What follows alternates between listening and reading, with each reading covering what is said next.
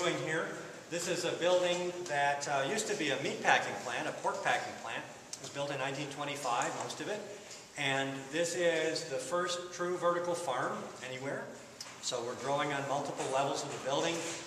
This project is all about closing loops, energy loops, waste loops, labor, financial, all of these kind of loops, keeping everything hyper-local. So the concept behind it is taking what you have, not what you wish you had, but taking what you have, whether it's your waste products from other people, a waste building that was going to get torn down, and using it in a productive fashion. So we look for businesses to be tenants here that can consume waste and that are concerned about what happens to their own waste. And we pair them up so that businesses like the Kombucha Brewery, which makes carbon dioxide and consumes oxygen, is a perfect pair with farming. So in our farming operations downstairs and other parts of the building, you're producing oxygen and consuming carbon dioxide. So all you need to do is just exchange the air between these things. A little bit of filtration helps. Same thing with beer brewing. All of these processes, every human process, has a waste output that can be put productively to use in some way. And so if you can harness that, then everybody wins. Even if you're not using 100% of it, it doesn't matter, because even if you just knock 10% of the energy consumption or even the waste disposal costs off of a business, that's 10% more that they have now. So the heart of all of this is going to be an anaerobic digester, which will consume about 32 tons a day of food waste from neighboring companies, everything from inside the building that isn't styrofoam or plastic, but from food stores, from breweries, probably from Vantage Oleochemicals, our fat rendering neighbors over here who make a wonderful flocculent slime, which they've offered us in a quantity of 15 tons a day. So that is all going to get the plant to net zero, meaning we're going to be making all of our energy on site to power the entire facility.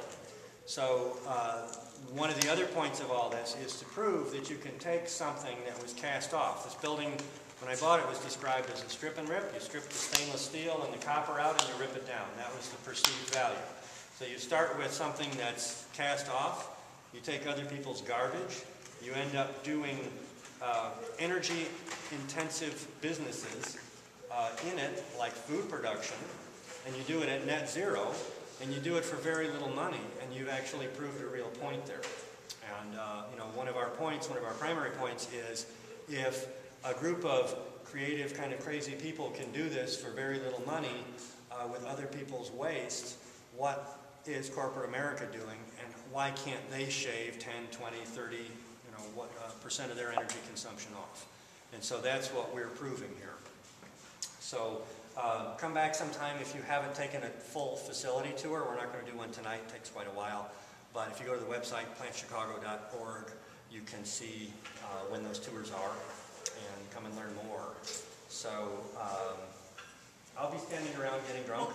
So let me ask you a question. It's right there. Those are all the greens that are growing there. Now you're standing in front of our microgreens.